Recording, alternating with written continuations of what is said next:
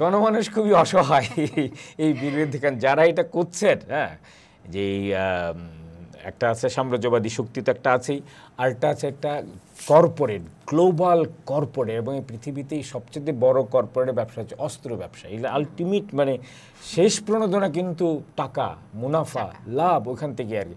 এবং পুঁজিবাদী সমাজে যখন মুনাফাই শেষ কথা হয়ে যায় আর কি, তখন যে কোনো মূল্যে তারা এটা করবে। তাদের কাছে মানুষের প্রাণ, মানুষের সম্পর্ক, একটা দেশের সংস্কৃতি, এগুলো কোনো বিষয়ই না আর কি।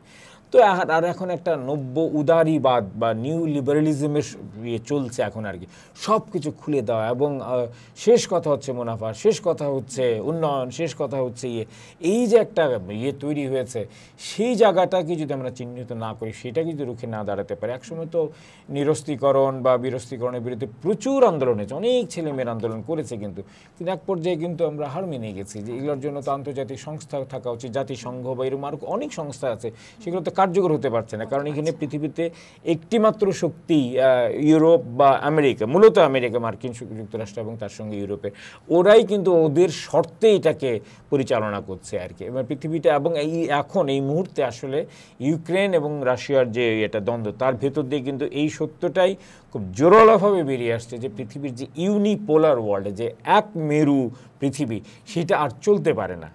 ওদের আধিপত্য, বিশেষ করে ডলার সংকটে তো আমরা বুঝতেই পারছি, জিম্মি হয়ে আছে মানুষের ডলারের কাছে। এখন মানুষের চোখ খুলে গেছে এবং খুবই জোরদার একটা আন্দোলন শুরু হচ্ছে, যে আমরা ডলারাইজেশন বলে বা মাল্টিপোলার ওয়ার্ল্ড বলে। আফ্রিকা, ল্যাটিন আমেরিকা, তারা সচেতন হচ্ছে, তাদেরকে তো আসলে শোষণই করছে। আফ্রিকার এত বড় মানে ঐশ্বর্যশালী একটা মহাদেশ, এত সম্পদ তাদের, সেটা তারা ভোগ করতে পারছে, এগুলো সব তুলে নিয়ে অন্যরা চলে যাচ্ছে। ল্যাটিন আমেরিকা একই অবস্থা। ফলে আমার মনে হচ্ছে যুদ্ধ আমরা চাই না, যুদ্ধে সাধারণ মানুষের প্রাণই যায় আর কি, কিন্তু হয়তো বা এই যুদ্ধের ভেতর দিয়ে একটা ফয়সালা বা একটা সমাধানে আমরা এগোবো।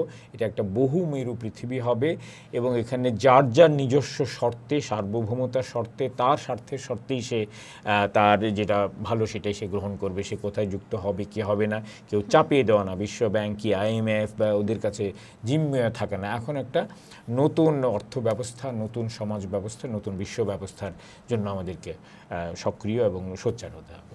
প্রতিনিয়তই নিজেই এর মোকাবেলা করি আসলে, তাই না? এবং ওইটাই গোড়ার এই জিনিস, যে একটু আগে আত্মহত্যার কথা উঠলো, সেটার পেছনে এইটাই, আমি এই জীবন লইয়া কি করিব, এইটা যে আমার স্বেচ্ছা নির্বাচন না, এই জীবনটা আমি নিজের থেকে তো নিইনি। হ্যাঁ, আমার কোনো অনুমতি ছাড়াই আমাকে এই জগতে এনে ফেলে দেওয়া হয়েছে।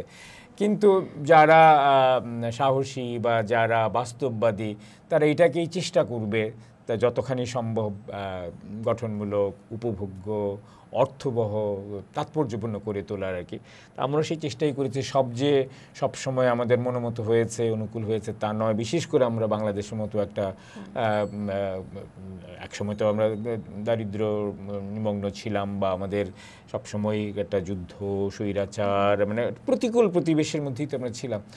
তো একজন সচেতন মানুষের শেষ পর্যন্ত মনে হয়েছে জীবনটা শুধু যে নিজের করে ভাবলে চলবে না, এটাকে একটা বৃহত্তর জীবনের অংশ হিসেবে দেখা হচ্ছে। জীবন অনেক বড়, এবং এখানে সবাই মিলেই সমাজবদ্ধ, যূথবদ্ধ জীবনটাকেই যদি উদযাপন করা যায়, তাহলে সুখে দুঃখে একটা পারস্পরিক সম্প্রীতির ভিত্তিতে চালানো যাবে। এবং শেষ কথা হচ্ছে জীবনে নিজের আনন্দটাই একটা বড় কথা। এবং এখানে অনেক সময়ই আমরা আপোষ করে ফেলি আর অনেক কিছুতেই, কিন্তু আমার মনে হয় যে নিজের স্বাধীনতা, নিজের ভালো লাগা, নিজের আনন্দ, নিজের বিচার বোধ বিবেচনাকে যদি উন্মুক্ত রেখে আমরা সমগ্রের সঙ্গে যুক্ত করতে পারি আর কি, সেটা বোধহয় নিজের জন্য একদিক থেকে ভালো হবে। আবার আমি যদি আর কারোর জন্য কিছু করতে পারছি, আমি কিছু সমাজকে নিয়েই তো আমরা তো সমাজ বিচ্ছিন্ন থাকতে পারি না, সেই সমাজটাকেও যদি কিছু ইতিবাচক প্রভাব রাখা যায়, এবং শেষ পর্যন্ত যদি আমরা একটা একক পৃথিবী, মানুষ তো মানুষই, ঘুরে ফিরে একই, কিন্তু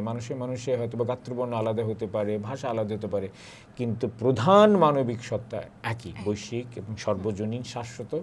সেইটাকে মাথায় রেখে যে সবার উপরে মানুষত্ব তাহার উপরে নাই, কিন্তু ইদানিং আমি আবার নতুন করে ভাবি যে এত এথনোসেন্ট্রিক, মানুষকেন্দ্রিক জীবন হওয়াটাও ঠিক নয়, কারণ আমাদের কিন্তু আরো অনেক জীবন রয়েছে, প্রাণ রয়েছে, প্রকৃতি রয়েছে, প্রাণ বৈচিত্র্য, এত কিছু রয়েছে। আমরা এই প্রকৃতিকে তো ধ্বংস করে ফেলছি নিজের স্বার্থের জন্য আর কি। শেষ পর্যন্ত কিন্তু এতে কিন্তু একটা আত্মঘাতী হচ্ছে, আমরা নিজেরাই কিন্তু নিজেদের জন্য শেষ করি। ফলে এখন মানবিকও আমি সবসময় বলি, আমরা বলি প্রাণবিক বলি, যে একটা প্রাণবিক সমাজ, একটা প্রাণবিক সংস্কৃতি যেন আমরা গড়ে তুলতে পারি, যেখানে মানুষেরও যেমন প্রতিটি প্রাণ যে যত ক্ষুদ্রই হোক না কেন এই পরিবেশ প্রকৃতি সবাইকে নিয়ে আমরা বাঁচতে পারি, তাহলেই হয়তো বা এটা একটা অর্থপূর্ণ বাঁচা হবে বলে মনে করি।